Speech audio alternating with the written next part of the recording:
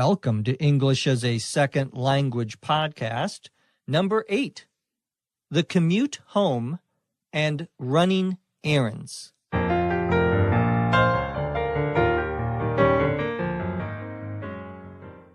This is English as a Second Language podcast, episode number 8. I'm your host, Dr. Jeff McQuillan, coming to you from the Center for Educational Development in beautiful Los Angeles, California. In this episode, I'll talk about commuting home and running some errands. Let's get started.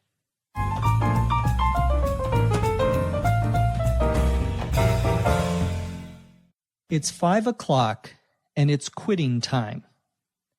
I put a few files into my bag, grab my mug, and say goodnight to the rest of the people in my area. I go to the parking garage and get into my car. I signal my turn onto the street and drive toward the freeway on-ramp. I merge as best as I can onto the freeway, which is always a bit of a hassle at this hour. Traffic is stop and go all the way from downtown. I hear on the radio that there's a stalled car in the fast lane near La Brea, backing up traffic all the way to Hoover. I decide to get off the freeway and to take surface streets for the rest of the trip. I need to make a stop on the way home. I know that the fridge is empty, so I decide to stop by the market. I get there and I pick up some French bread, a bag of apples, a few bananas, some pasta, tomato sauce, and a cooked chicken. Luckily, they have a lot of checkout stands open, and I get through the line pretty quickly. I thank the cashier and the bagger and push my cart to my car. I open the trunk and load everything up. Just then, my wife calls me on my cell phone. She was going to be a little late getting home and asks me to make something for dinner. Tonight, I will be the cook.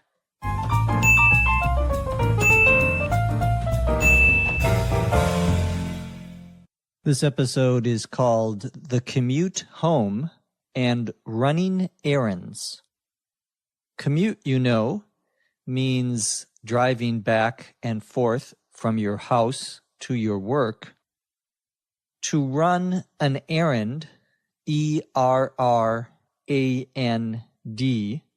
means to do something, usually something outside of your house. For example, going to the grocery store, going to the drugstore, stopping by the post office to mail a letter. These are things that you have to do that are not part of your work, but that you need to do in your daily life. And we call these things errands. And the verb is to run an errand. Our story says, it's 5 o'clock and it's quitting time. Quitting time is the time that you stop working. To quit, Q-U-I-T, means to stop. So quitting time is the time that you stop working at the end of the day. I put a few files into my bag. I grab my mug, my coffee mug, and I say goodnight to the rest of the people in my area. If you work at a big company, usually you are divided into smaller groups that work on the same topic, the same type of work. So there is an accounting section, and there is a sales section. One way to describe those smaller groups is an area. So people in your area would be people who work next to you on the same things that you do.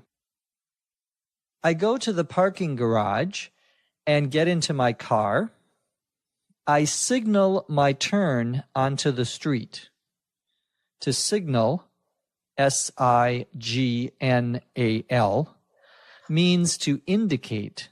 And in a car, it means to turn on what we call the blinker, B-L-I-N-K-E-R. The blinker is what indicates whether you are going to turn left or right. So when you are driving your car and you want to make a turn, you have to signal. Are you going left or are you going right? And of course, in the back of the car, there's a little light that goes on and off. We would say it flashes, F-L-A-S-H-E-S. To flash means to go on and off quickly. So I signal my turn, left or right, onto the street and drive toward the freeway on-ramp. I merge as best as I can onto the freeway. To merge on the freeway, or to merge when you are driving, means that there are two lanes, two cars next to each other, but the road is getting more narrow. The road becomes smaller, and now you only have one lane. So these two lines of cars have to go into the same lane. And we call that merging. To merge, M-E-R-G-E, as a verb means to take two things and to put them together. We talk about companies that merge. One company buys another company and they merge, they come together. Well, in traffic, when you are driving, to merge means to go from two lanes to one lane, and you have to go into and combine with another lane of traffic. I merge as best I can, which is always a bit of a hassle at this hour. A hassle, H-A-S-S-L-E, is the same as a problem. So it is always a bit of, meaning a little bit, somewhat of a problem at this hour. Traffic is stop and go all the way from downtown. We use that word traffic, T-R-A-F-F-I-C, to mean the cars on the street or the cars on the freeway. You may ask someone, how was traffic? And they may say, oh, it was terrible. Traffic was really bad on the freeway this afternoon. So it refers to the number of cars and how easy it is to move on the freeway or the street. When we say traffic is stop and go, we mean that cars are stopping, then they go forward maybe 10 feet, 20 feet, then they stop again. When there are too many cars on the freeway or on a road, you cannot just drive straight through. You have to stop, wait for the other car, and then go. So stop and go traffic means that the traffic is moving very slowly. I hear on the radio that there's a stalled car in the fast lane near La Brea. I'm listening to the radio, to the drive time traffic report, and they tell me that there is a stalled car. To stall, S-T-A-L-L, means here to stop working. It doesn't mean that the car will never run again, will never work again. Usually when we use the verb stall, we mean that it is stopped for a temporary time because it has some problem. So a stalled car is a car that has stopped working. And if you are on the freeway and your car stalls, you will, of course, cause a problem for the other drivers. Normally, you try to get your car onto the shoulder. The shoulder is the part of the freeway where you can stop your car and not get in the way of anyone else. It's on the right-hand side or the left-hand side. You can have a shoulder on either side of the freeway.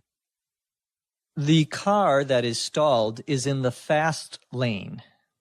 The fast lane on an American freeway or highway is the first lane on the left, what we would say the far left lane, if there are more than 3 lanes or more than 2 lanes on the freeway. Here in Southern California, we have freeways that have 6 or 7 lanes.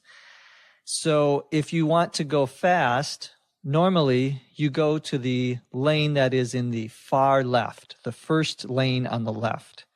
That's the fast lane. Not everyone drives fast in the fast lane, but it's the common understanding among drivers that if you are in the fast lane, you should go faster than the other cars. Well, this car is stalled in the fast lane near La Brea. La Brea is a name of a street here in Los Angeles. And the car is backing up traffic all the way to Hoover. Hoover is another street here in LA. To back up traffic means that the cars are stopped behind you. When we say there is a backup on the freeway, we mean that the cars are moving very slowly or they're stopped. Usually because there's an accident, there's construction, they're fixing the freeway and they have one of the lanes closed. Or, in our story, it's because a stalled car is in the fast lane. So the traffic is moving very slowly. It is backed up all the way to Hoover, meaning that beginning at Hoover Street, the cars are stopped or are going very slowly, and all the way to La Brea. I decide to get off the freeway and take surface streets for the rest of the trip. Surface, S-U-R-F-A-C-E, means the top of something. But when we say surface streets, we mean the roads and streets that are not the freeway or the highway. So the regular roads and streets we would call the surface streets. I need to make a stop on the way home. I need to go somewhere before I go home. I know that the fridge is empty, so I decide to stop by the market. Fridge, F-R-I-D-G-E, is another way of saying refrigerator. It's a short way of saying refrigerator. The fridge is where you put food to keep it cold. So my fridge is empty, which means I don't have any food. So I decide to go to the market. The market here means the supermarket, a place where you can buy food, or it could be a smaller market, what we might call a corner market. That would be a small store. Often they are located at the intersection, at the corner of 2 streets. I get to the market and I pick up some food. I pick up some French bread, which is a type of bread. I pick up a bag of apples. I get a few bananas, some pasta, because I love pasta, some tomato sauce for my pasta, and a cooked chicken. In many American supermarkets, you can buy a small chicken that is already cooked for you, so you can just take it home and eat it. If you are lazy like me, this is a very good way to get some good food, and it is not very expensive. I think it's about maybe $6 or $7 for a cooked chicken. I like to take the chicken and put it into the pasta and tomato sauce and mix them all together. Luckily, the supermarket has a lot of checkout stands open. A checkout stand is the place where you pay for your food. The verb to check out, C-H-E-C-K-O-U-T, means to leave and to pay. We use that verb when we are talking about the supermarket. We also use it when we are talking about a hotel. I'm going to check out of the hotel. That means I'm going to leave the hotel and, I hope, pay. A stand, S-T-A-N-D, here just means the place where you pay for something. Well, I get through the checkout line pretty quickly, very quickly. I thank the cashier, C-A-S-H-I-E-R. The cashier is the person who takes my money. And the bagger, B-A-G-G-E-R. This is the person who puts your groceries into a bag. In some stores, they do not have baggers. You have to bag your groceries yourself. Notice we use the word bag, B-A-G, as a verb, meaning to put things into a bag. In American grocery stores, you can have either a paper bag or a plastic bag. Well, the bagger puts my food into my cart, and I push my cart to my car. My cart, C-A-R-T, sometimes called a shopping cart, is what you use to move or to take your food to your car, what you put your food into when you are shopping. It's a little, like a big box, metal box with wheels on it, so it helps you move things. You don't have to carry them yourself. I open the trunk of my car and I load everything up.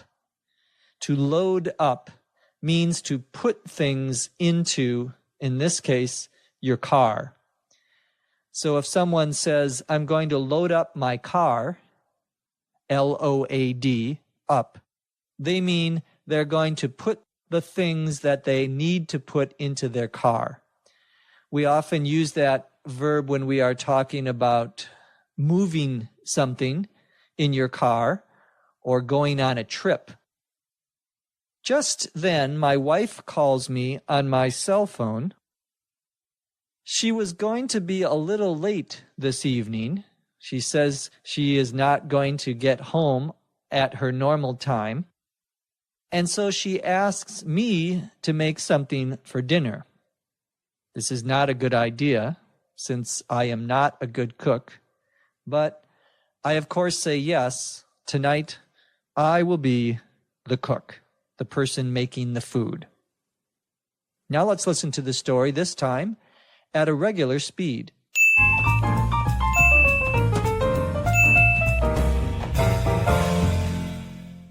It's 5 o'clock and it's quitting time. I put a few files into my bag, grab my mug, and say goodnight to the rest of the people in my area. I go to the parking garage and get into my car. I signal my turn onto the street and drive toward the freeway on-ramp. I merge as best I can onto the freeway, which is always a bit of a hassle at this hour. Traffic is stop and go all the way from downtown. I hear on the radio that there's a stalled car in the fast lane near La Brea, backing up traffic all the way to Hoover. I decide to get off the freeway and take surface streets for the rest of the trip. I need to make a stop on the way home. I know that the fridge is empty, so I decide to stop by the market. I get there and I pick up some French bread, a bag of apples, a few bananas, some pasta, tomato sauce, and a cooked chicken. Luckily, they have a lot of checkout stands open, and I get through the line pretty quickly. I thank the cashier and the bagger and push my cart to my car. I open the trunk and load everything up. Just then my wife calls me on my cell phone. She was going to be a little late getting home and asked me to make something for dinner. Tonight, I will be the cook.